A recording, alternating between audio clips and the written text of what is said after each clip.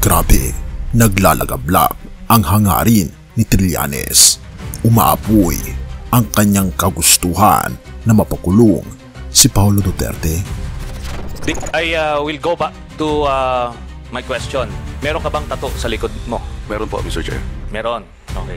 Yung tattoo mo sa likod, I can imagine it's a colored and dragon-like figure tattoo. Am I correct? I invoke my right to privacy, Mr. Chair. Okay. Well, ito pong informasyon na ito ay itong intelligence information na ito ay ibinigay sa akin na isang foreign country na ang sinasabi ay itong si Vice Mayor Paulo Duterte ay member ng Triad at ito, ang proof ng kanyang membership ay yung tattoo sa likod. Can you show us that, are you willing to show us that tattoo to validate or invalidate Mr. Chair, I invoke my right to privacy.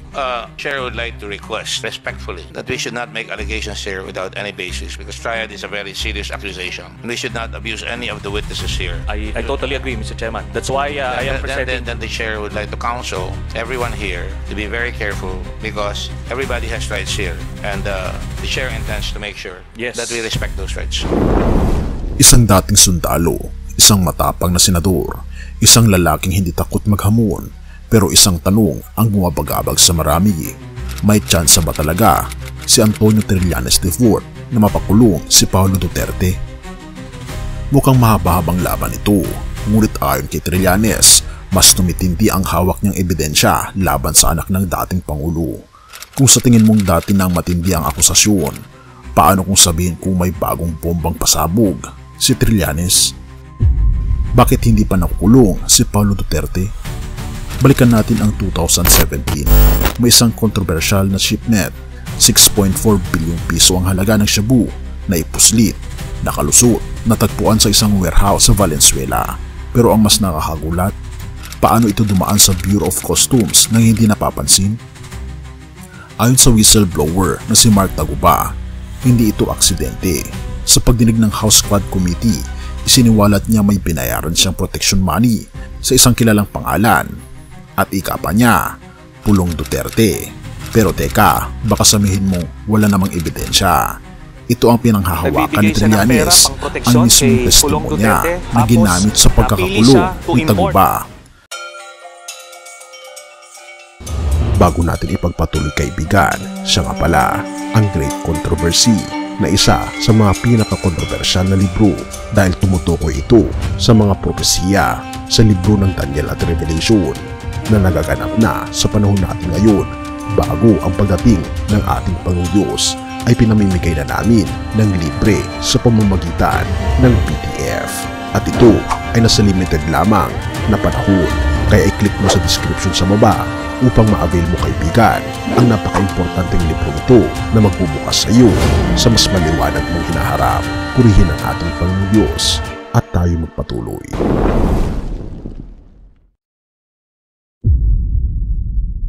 Mas lalong umiinit ang laban dahil dito muling lumusob si Trillanes.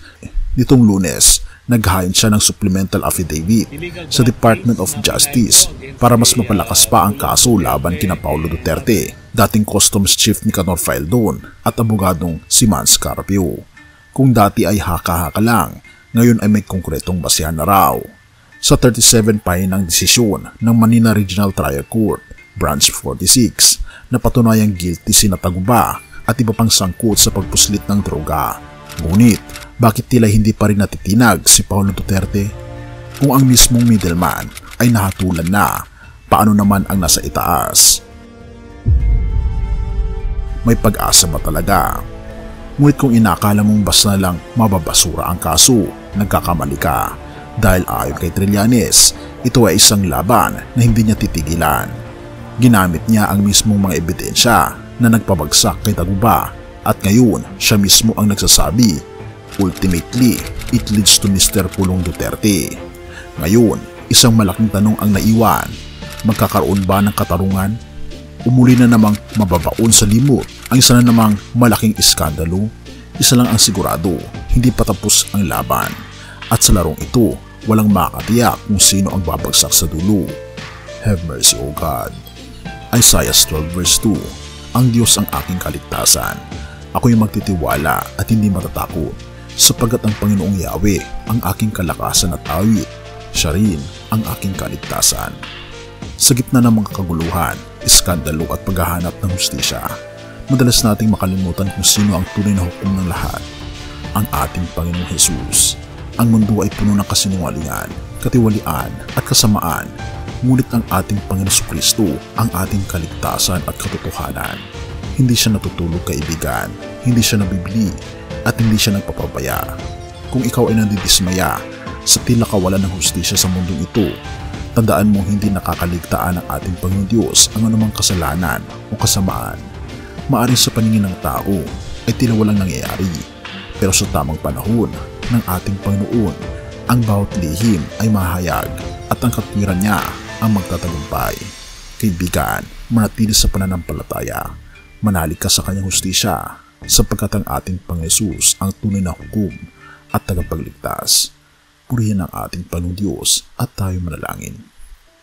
Ama naming Diyos na makapangyarihan sa lahat, tunay nga Panginoon na napakaraming mga kaguluhan, lalong higit sa politika ng aming bansa.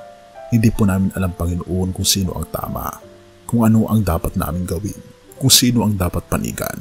Pero naniniwala kami, Panginoon, na pag aming pong itatalaga ang aming sarili sa aming Panginoon Jesus at siya lamang ang aming titignan, ay wala po kaming magiging problema, sapagkat naniniwala kami na ang lahat ng mga bagay sa lupa ay pansamantala lamang, ngunit ang aming Panginoon Jesus ay maghahari magpakailanman.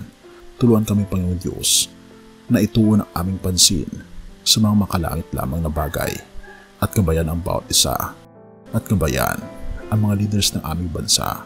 Salamat, Panginoong Diyos, sa inyong pong patnubay sa amin at sa pag-aalaga sa amin. At salamat sa pagdinig ng aming panalangin at patawarin po kami sa lahat ng aming pagkukulang at pagkakasala, sapagkat kami samot hiling sa matamis na pangalan ng aming Panginoon Jesus. Amen.